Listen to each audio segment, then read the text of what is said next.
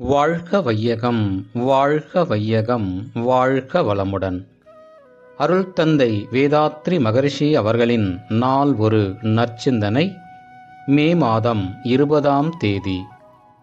தலைப்பு: இறை உணர்வும் அற உணர்வும்.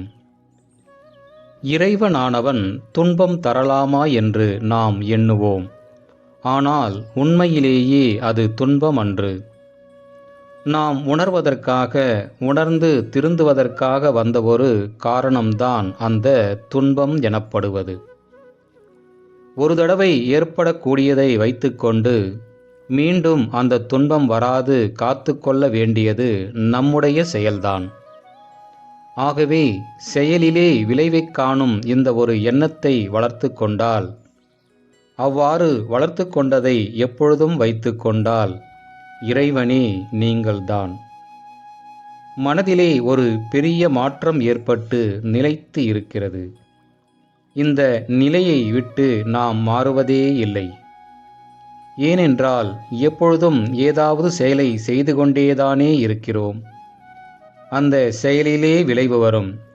அந்த விளைவு இறைவனுடைய கருணை, இறைவனுடைய வரம் என்பதை உணர்கிற போது எப்பொழுதும் இறைநிலை உணர்வு மாறாதிருக்கும்.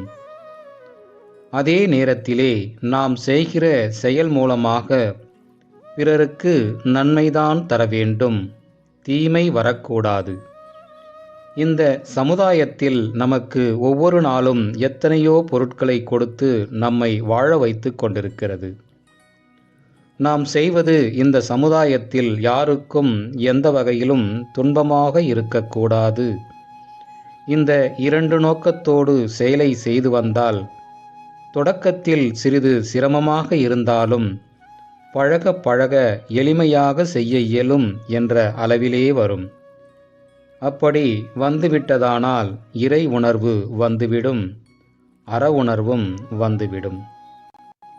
அருள் தந்தை அவர்கள் வாழ்க வளமுடன்.